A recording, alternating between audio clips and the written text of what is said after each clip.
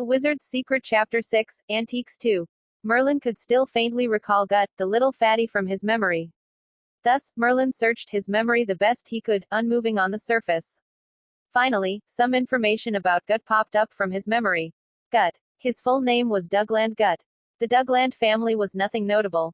They only attained their status during the generation of the old Dougland. Even though they were not wealthy, they were not even nobles on top of that. Old Dougland was truly incredible. He built his fame from scratch. From the status of a civilian, he had become the wealthy man in the current Blackwater City in just a few decades. More than 90% of the jewels in the entire Blackwater City was managed by the Dougland family, so the little fatty Gut tended to be generous with his spending. Naturally, he soon mixed well with Merlin and Anson. Gut was very chubby. Sitting at the front row, he himself could take up the seats for two. He had small eyes and, with a little squint, his eyes could almost transform into a thin line. Gut was obviously elated when he saw Merlin and Anson. He quickly said, "Quick. I already saved seats for both of you. It's in the first row." Merlin and Anson sat down at rest. Then, both of them began to discuss their new history teacher relentlessly. Merlin shook his head slightly. Looking at Anson and Gut, almost all their topic included women. No wonder Macy warned Merlin to not fool around. Without proper self-control, it was indeed not easy to not fool around with these two guys around. However, Merlin still attained something useful. From their casual conversation, he slowly understood the situation. This was the etiquette class for nobles that was set up by a noble in Blackwater City. The purpose of this class was to teach aristocratic etiquette specifically for people like him. These aristocratic etiquettes included music, history, philosophy, art, and all sorts of complicated things. Other than those born into a noble family, the son of a wealthy man like Gut, though not of a noble bloodline, would be sent here to learn of aristocratic etiquette as well. It was to ease the communication with the noble in the future. After a while, the whole room became crowded. People kept flooding in. The empty house before was almost full at this moment. Merlin made an estimation. There were about 40 people in the house. One of them was a thin, pale man. He walked through the front door and seemed to intentionally walk past Merlin. He took a glance at Merlin and snorted. He was full of disdain towards Merlin. He then sat at the back row. Merlin could not remember much about this man, but apparent enough, this man was not that friendly with Merlin. Tirith again. This self-centered guy. Merlin, don't mind about him. The marriage between you and Avril has already been decided. No matter how unsatisfied this guy is, there's no use anyway. Anson said in a low voice. Merlin nodded as he grasped at this information. However, Merlin was not aware of Tirith's identity. He was lucky to have a big-mouthed friend like Anson who easily spat out information just by a little nudge. Tirith was the oldest son of the Vingild family. Just like Merlin, he was also the absolute heir to the Baron title. In fact, Merlin and Tirith's conflict was not exactly personal. It was more of a conflict between families. It was rather cliché speaking of this. Baron Vingild once fell in love with a woman. Coincidentally, old Wilson fell in love with her as well. Both even had a duel secretly for her. At last, it was old Wilson who won the duel and got the woman. She was the current 8th wife of old Wilson, Macy's mother. Merlin was speechless. He did not think that huge-breasted madam had such a charm in her during her younger days to the point of sparking a duel between two men of nobility. Tirith loved Avril and the Vingild family also begged for her hand through the Parman family. However, in the end, Baron Parman allowed Avril to be engaged to Merlin instead. Thus, the conflict between the Vingild family and the Wilson family became completely tied and unable to dissolve. Merlin, Tirith hates you to the bone. He always seeks trouble with you. You need to be careful. Stay away from him and don't fight with him. Even though this guy is self-centered, it is undeniable that he has a few things up his sleeve.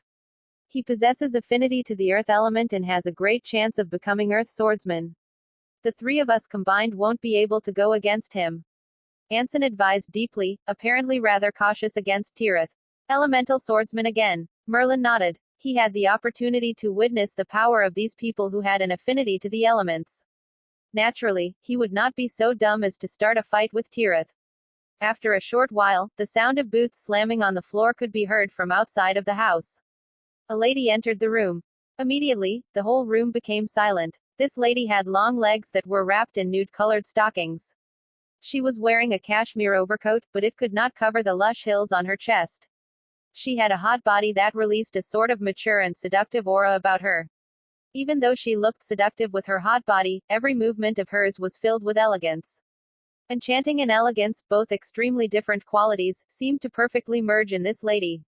Perfect. Anson and Gut stared hard at this lady who just came, obviously overwhelmed by her aura. The lady did not mind the gaze set upon her. She gave a mild smile. I am your new history teacher. You can call me Gia. Perfect. Utmost perfect. I can't believe I met such a perfect lady. No way. Merlin, Gut, let's make this clear first. Never go for Gia. She is mine. Anson seemed very worked up to the point of spouting nonsense. Gut said with dissatisfaction, PFFT. Anson, can't you see how many have their eyes set on her? Still, if you really want to do this, it's not impossible, too.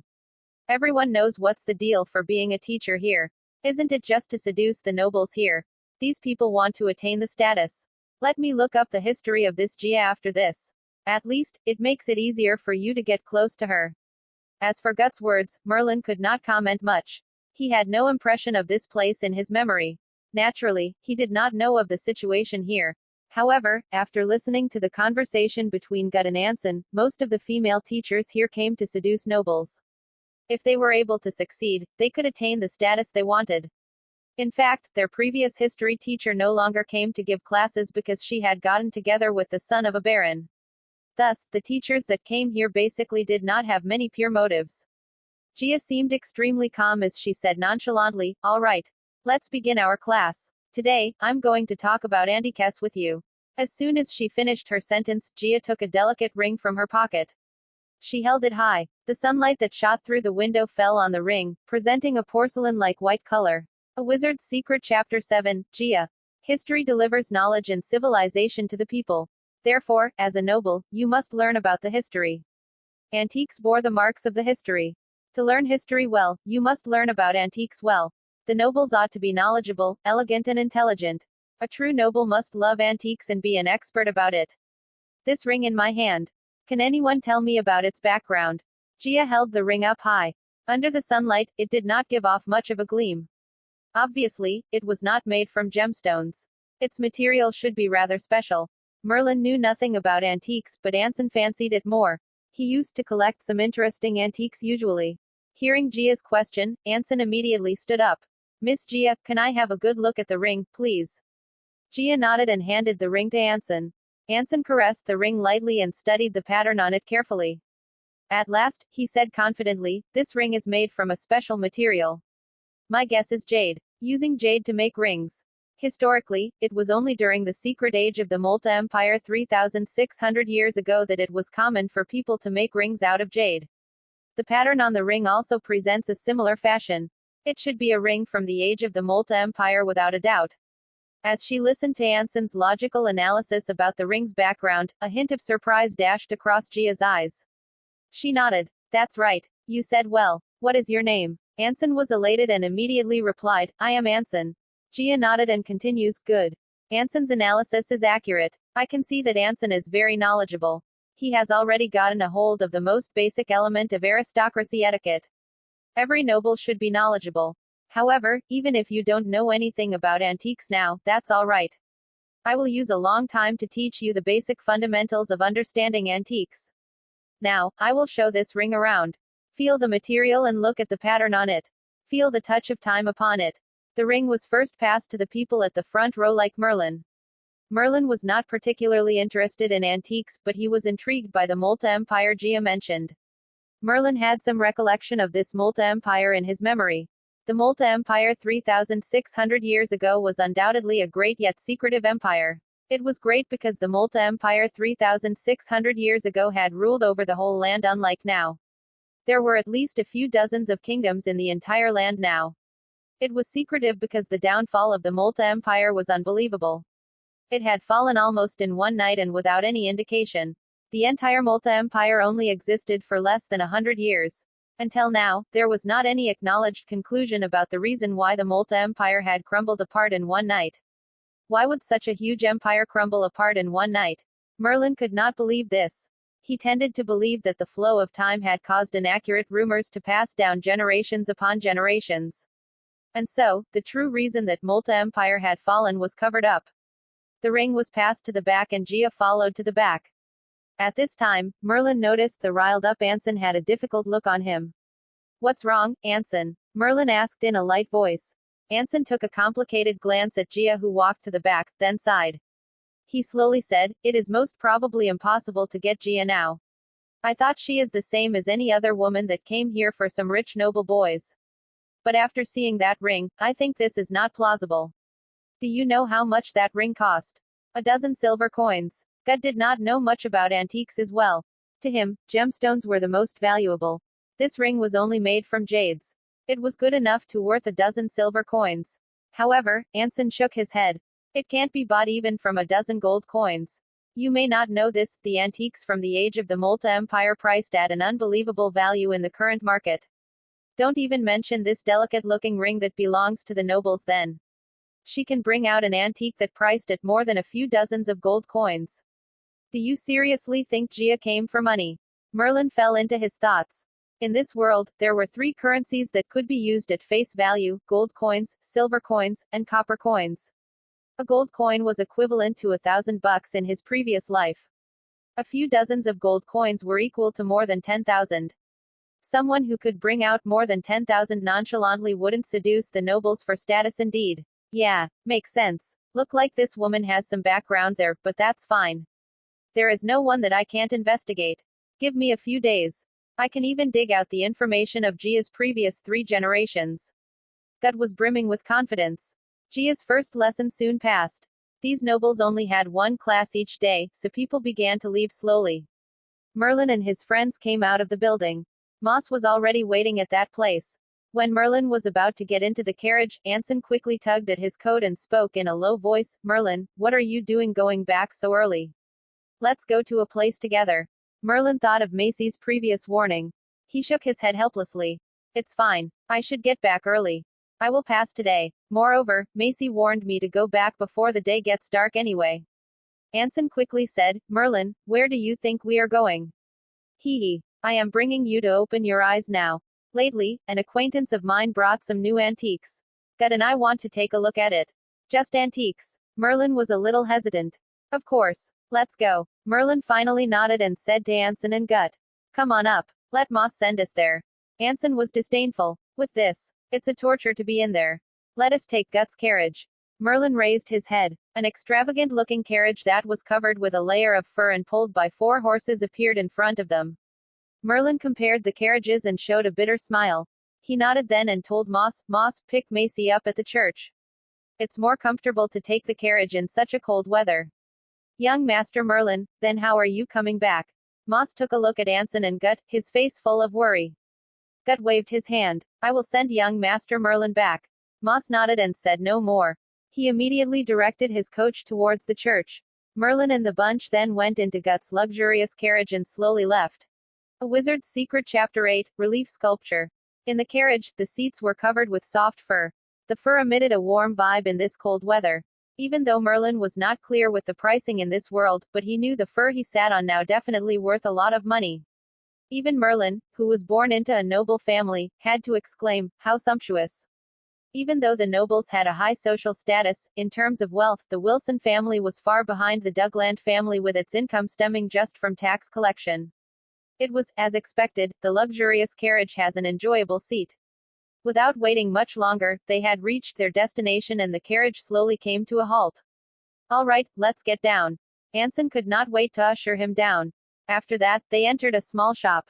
The shop looked empty since there were only a few products placed on the shelves. Merlin was not familiar with this place. Albeit full of confusion, he would not say it out loud. Instead, he followed Anson and Gut closely. Anson and Gut seemed to know their way around. Both headed straight to the counter where there was a young girl in an outrageous outfit. Once she saw Anson and Gut, she flashed a smile at them. Young Master Anson and young Master Gut. The young girl apparently knew Anson and Gut. "All right, let's go inside. I heard your boss got some new stuff in lately." Anson rubbed his hands and asked the girl.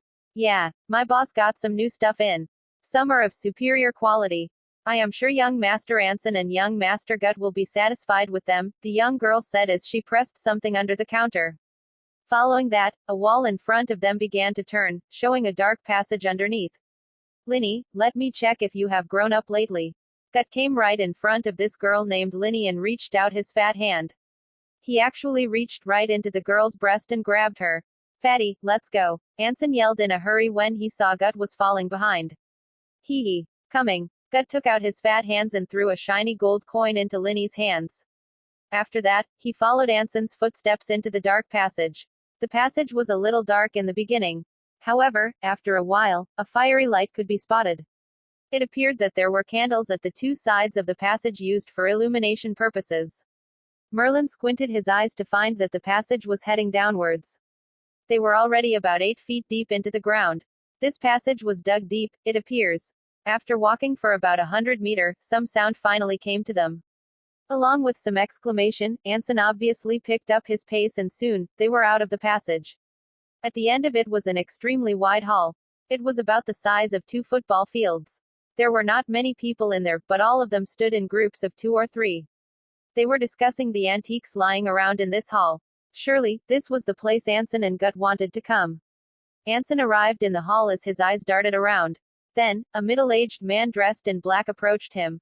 Young Master Anson, young Master Gut, you are a little late today. Anson's expression changed and quickly asked, Mr. Nathan, are all the good ones sold? The middle-aged man smiled. Of course not, but it's almost finished. Let's go. Miss Karras is looking at the new stuff now. Oh, Miss Karras is here. Gut's fat face gave out a delighted smile. Just arrived. In a while, the middle-aged man brought Merlin and the bunch into a quiet room. In this small room, there were about 5 young people murmuring to each other as they surrounded some antiques on the shelves.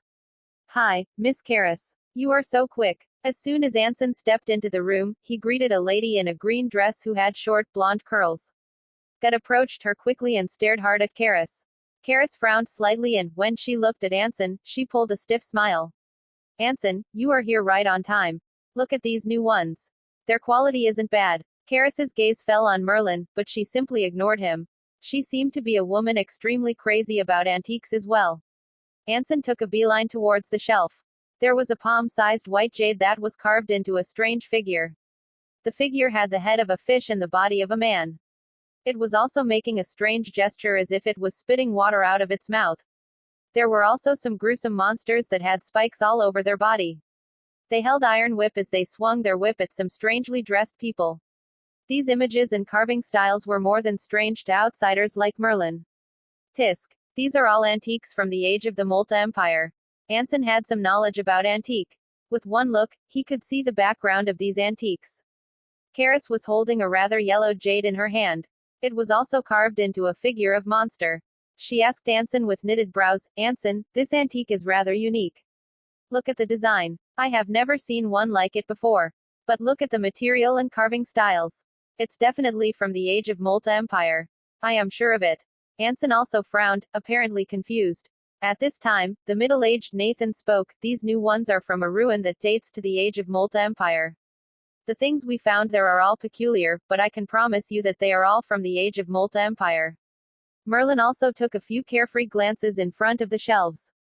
He knew nothing about antiques, so he naturally could not join the conversation. These antiques sure looked peculiar, but in his eyes, he could not feel any sense of aesthetic about them. Rather, he felt uncomfortable looking at them.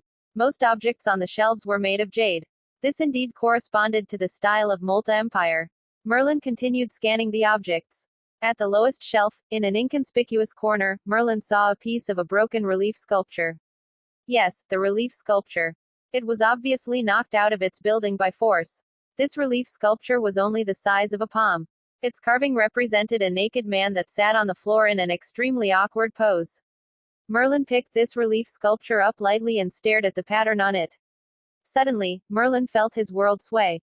The relief sculpture in his hands seemed to come alive, and the naked man carved on it was doing an extremely awkward pose step by step. Merlin was in shock and the image in front of him immediately disappeared. He was still holding this odd relief sculpture, and nothing had seemed to move at all. Was I imagining things just now? An illusion. Merlin could not help but rub his eyes, then stared at this relief sculpture again carefully, especially on the patterns on it. Slowly, the image he saw appeared once again and the relief sculpture seemed to come alive. The naked man on it was doing the awkward movement in an extremely slow pace. Merlin, what are you doing? Right at this time, Merlin felt someone held his back. He immediately got back to his senses and found Anson holding him. At this moment, everyone was judging Merlin with strange glances. They all saw Merlin, who came with Anson, had changing expressions as he held that relief sculpture. His body kept swaying as if he would pass out any second. This relief sculpture. Can you tell what this is? Merlin quickly handed this relief sculpture to Anson. It was not a coincidence that the illusions appeared 2 times in a row. There must be something wrong with this relief sculpture. Anson took a thorough look at the relief sculpture, then nodded. This relief sculpture is exquisite. It's also from the age of Malta Empire, but it seemed to be incomplete. Moreover, there should be more than one relief sculpture like this here. What? You like it? Merlin was observing Anson all this while and found Anson completely normal. He had to ask in a low voice, just this. You didn't find anything special about this? Special. Anson looked at it carefully again, then shook his head. It only has a unique design. I only like the jade products of the Malta Empire. I don't really fancy this relief sculpture. After saying that, Anson then handed this relief sculpture back to Merlin. After experiencing the panic before, Merlin had completely calmed down by now. He was clear that those were not simply illusions, but the people here, except for himself, could not see anything special about this relief sculpture. Could it be that only I had the vision? Merlin kept playing with the relief sculpture. Even though he did not know what was going on, there was obviously something wrong with this relief sculpture. Mr. Nathan, how much for this relief sculpture? Merlin wanted to buy it and study it thoroughly when he went back. Nathan looked at Anson and smiled. Young Master Anson, this is. Anson had not begun to reply before Gut patted Merlin with a sneer as he said, hee hee. Mr. Nathan, this is Wilson Merlin. Nathan's eyes immediately flared up. Even if he had not seen Merlin before, but the name of Wilson was too much of an attraction. In Blackwater City, there were only just that few nobles' families. Nathan could not be clearer about that. Oh, I see, it's young Master Merlin. If young Master Merlin like it, we will only take the cost of this relief sculpture. 10 gold coins. Anson came close to Merlin's ears and murmured, nice. 10 gold coins. A fair price. If you really like the relief sculpture, you can buy it. Merlin naturally believed Anson, so he nodded. He then took 10 gold coins from his pocket and bought this odd relief sculpture. A Wizard's Secret Chapter 9, Illusion. Holding the odd relief sculpture, Merlin did not look closely at it again. It was too odd to think that it could cause hallucination. He thought that it was better to study it when he was back home safely. Anson chose a palm-sized jade product, but Nathan gave a price up to 100 gold coins. Although Anson was born into a noble family, he still had 2 brothers before him. He could not use more than 30 gold coins in a month. 100 gold coins were more than what he could use. Thus, Anson could only give it up regrettably. Meanwhile, Karis chose a jade bracelet, but it was priced even higher at 120 gold coins. Exquisite jade ornaments from the Malta Empire were trendy amongst the nobles, so Nathan would not worry about being not able to sell it due to the price. Karis wore an emerald earring and a jade bracelet on her right hand. She appeared to adore jade ornaments. Even if this jade bracelet cost more than 100 gold coins, she still bought it with gritted teeth. Gut approached her and offered to buy the bracelet for Karis. It was obvious that Fatty Gut truly liked Karis. However, she declined the offer without much thought, making Gut rather disappointed. Hey, Fatty. Karis is gone. What are you still looking at? Seeing his disappointed look, Anson laughed sneakily. Anson, who is this Mr. Nathan? His antiques obviously come from a questionable source. Even though he does it discreetly, it's impossible that the defense troop doesn't know. Why haven't they taken any action? Merlin asked in a low voice. Hee hee, why would the defense troop come here? Mr. Nathan is the only person out front. The boss behind this place is the quote. Merlin was surprised, but he calmed down soon. If Nathan answered to that, then the defense troop would naturally not check this place. In Blackwater City, the noble of the highest title was only Baron. The was strictly controlled by the Augustan family. Even though he was a baron as well, his influence was the greatest in the city. Under normal circumstances, the nobles in Blackwater City would have slightly lower status than the Augustan family. Just like the defense troop, though it was meant for the city, it was the private troop of the Augustan family. They walked out of the passage. Just when they reached outside, a cold breeze blew, freezing them to their bones. Look, it's snowing. Anson shouted. Merlin squinted his eyes and looked at the sky. As expected, the cold raindrops before had turned to white snowflakes now. Snow in September. This weather was unusual. Whew, so cold, let's go home quickly. Bloody hell, snowing in September. Oh right, Merlin, I will send you back to Wilson Castle first. Fatty Gut pulled his coat closer and dived into his carriage in a lightning speed.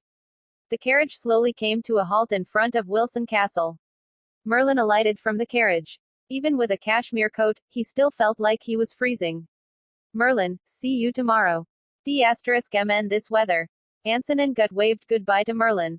After seeing the carriage trotting away, Merlin walked into the castle. Whew. As Merlin entered the castle, he heaved a sigh of relief. He saw that there were maids building fire at the fire pit, so the house was warm. He took off his coat and patted the snow off it lightly. The relief sculpture. Merlin's eyes fell on the relief sculpture that was fed into his coat. After looking around and taking note that no one was paying attention to him, he headed straight upstairs into his own room. After shutting the door, Merlin took the relief sculpture out from his coat. Let's try it one more time.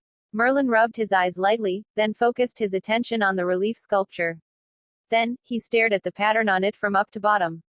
Hoof. The whole relief sculpture seemed to tremble slightly, then the familiar sensation hit him again. Merlin felt the world was swaying and the naked man on the relief sculpture came alive. Right before Merlin's eyes, he was starting to do an extremely awkward action. The movements were complicated, and they almost stretched the human's body to its extent.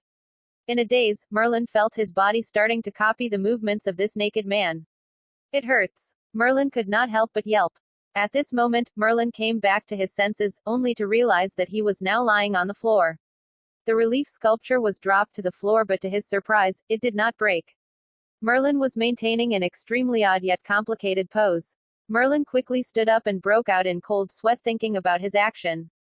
Something is wrong with this relief sculpture. Terribly wrong. Merlin was still panicky. He did not dare to look at the relief sculpture. The feeling of not being in control of his own body was terrifying and it made him shiver thinking about it. This relief sculpture was truly odd. After half an hour, Merlin calmed his nerves completely. Even though he did not look at the relief sculpture again, he had totally noted down that awkward pose in his mind. What use does this pose has? Merlin thought about it. He still felt that he should have tried to replicate that complicated pose when he was fully conscious. It was as if this movement was unbelievably attractive to Merlin. The move was complicated. It required the person to do it slowly step by step. Merlin was lucky that he had remembered the move in his mind, so without using much time, he was able to pull that move off completely. This time, Merlin was no longer in a trance and he was fully conscious. He could carefully feel the specialty of this pose. I was a little cold earlier, but I feel warm now. My muscle also seems to be tight. Merlin felt the changes in his body. After maintaining this pose for half an hour, Merlin did not feel anything wrong with his body. It was just that his muscles were tightened. It became more obvious with time and seemed as if something was stirring up. 1 hour, 2 hours, 3 hours. The sky slowly darkened. Merlin seemed to have completely absorbed himself in this posture as he experienced this odd feeling. Bang, bang, bang. Suddenly, a series of urgent knocking sound came from the door. Merlin, what are you doing hiding in the room? Merlin was surprised by the noise.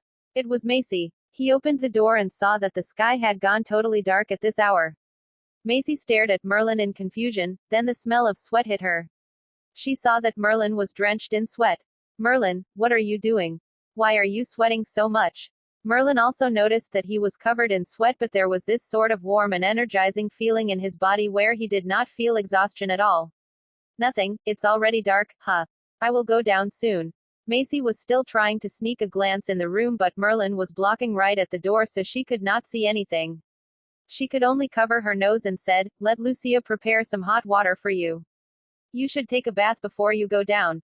Merlin nodded and agreed that this stench was undoubtedly too much. Even he himself could not stand this smell. After a while, Lucia had prepared hot water in the bathtub. Merlin took off his drenched clothes and jumped into the bathtub. The warm water almost made him moan with pleasure. Merlin soaked himself in the bath without moving a muscle. His head leaned on the side while his eyes stared unfocused at the ceiling of the room. A Wizard's Secret Chapter 10, General Pratt. Soaking in warm water, Merlin closed his eyes. He was not trying to sleep but was feeling the change of his body quietly. Higher strength. My body feels relaxed, but my limbs are sore as if I have done intense sports. Are these the effects of that strange posture? Merlin tightened his fist while his veins engorged under the skin. He could sense that his strength had increased, though not obvious. The sweat earlier was as if he had done some intense sports, but Merlin knew very clearly that he was simply maintaining the strange posture of the relief sculpture. Overall, that pose seemed to develop Merlin's body in a good way, although the background of the relief sculpture was not exactly known. However, since there was this incredible effect, there was no reason for Merlin to discontinue the practice. Merlin soaked for a bit in the bathtub to rid himself of the sweat odor. Then, he got up and dressed. When he saw the relief sculpture on the table, Merlin thought about it for a while as he caressed the pattern on the relief sculpture. Merlin had that posture etched in his mind, so this relief sculpture no longer served any purpose. He then hid it under his bed and proceeded downstairs. In front of the dining table, Macy was holding her jaw with her left hand while her right hand randomly drawing on the table out of boredom. The butler was standing at a side. When he saw Merlin, he bowed a little and said respectfully, "Young Master Merlin, dinner is ready." "All right, sorry for waiting." Merlin was elated, so he had a good appetite. After getting a large portion of grilled jigget and a glass of milk, he quickly rid the chill off him. He felt warm throughout and extremely comfortable. Merlin opened his cashmere coat a little and leaned on the chair. With his squinting eyes, he could see snowflakes floating about in the sky outside. "It's so cold. I wonder how Father is doing now." Macy had finished her meal as well. She looked at the snow outside and said with worries, "Old Wilson went to his land to collect tax, and it usually took 3 to 5 days. It was about time that old Wilson came back." Doom, doom, doom. Suddenly, urgent knocking sounds came from the main door. Merlin and Macy looked over to the door quickly. Who would come to the castle at this late hour? The butler opened the door quickly and a gush of chilly wind immediately flew into the house. Amongst the freezing breeze, Merlin's expression changed. He smelled a thick bloody scent in the wind. "General Pratt, what is the matter?" the butler yelled in surprise. The person standing outside of the door was the general of guards beside old Wilson. Upon hearing the butler's exclamation, memory about Pratt immediately jumped into Merlin's mind. Pratt led all knights in the castle and within the Wilson family's land. Except for old Wilson, he had the most power and influence in the land. He was old Wilson's right-hand man, so even Merlin had to call him Uncle. "Uncle Pratt, why are you back? Did Father come back early as well?" Macy quickly stood up and asked excitedly. Pratt followed old Wilson to his land to collect tax. Since Pratt was back now, old Wilson should be back as well. However, Pratt shook his head slightly and spoke in a low voice, "Sir Baron is not back yet." The people's heart jumped to their throat. Could it be something happened to old Wilson? "It's cold outside. Come inside and talk." The butler quickly let Pratt in and shut the door tight. Immediately, the chilly wind stopped, and the house warmed up again. Merlin now had a good look at Pratt. Pratt was tall and strong with a silvery white armor on him. His auburn short hair was ruffled and was sprinkled with white snow. However, Pratt's white armor was stained with fresh blood. There were even a few openings on his huge sword. He had obviously gone through some intense fight. "Uncle Pratt, what is wrong with you? Where is Father?" Pratt smiled. He, Sir Baron is, of course, safe. But during our journey to the land, we met a small group of thieves. That's all. Sir Baron commanded us to rid of these thieves. Sir Baron worries that they may come back and threaten the land, so he let me rush back to bring 100 heavy armored knights from the castle. Merlin relaxed a little. Thieves were not a small matter, but old Wilson returned from the battlefield. He was already used to killing and battling. He had better ideas to deal with these thieves. Moreover, old Wilson had trained a troop of heavy armored knights, totaling to 150 of them. They could be known as the strongest force in the castle. "Uncle Pratt, the castle is still very quiet now. It shouldn't need so many heavy armored knights for protection. You should bring all 150 heavy armored knights away to ensure the safety of Father in the land." Pratt hesitated a little and finally nodded. "All right, let's do as young Master Merlin said. I will bring all 150 heavy armored knights. Rest assured, young Master Merlin. Those thieves are nothing to worry about. Back when I was following Sir Baron, I have cut down countless of those Easterners. These thieves can't even compare to that," Pratt said as he laughed, apparently confident about himself. He was also one of the soldiers following old Wilson back then. He had experienced the cruel war against the Easterners. After that, old Wilson was given noble title by the kingdom and he brought Pratt back. As compared to old Wilson, Pratt was more of a standard soldier, battle-oriented, loyal and decisive, but also cruel and bloodthirsty. In the castle, many servants were afraid of General Pratt. Uncle Pratt, you haven't eaten anything, right? You had a rough journey in this cold weather.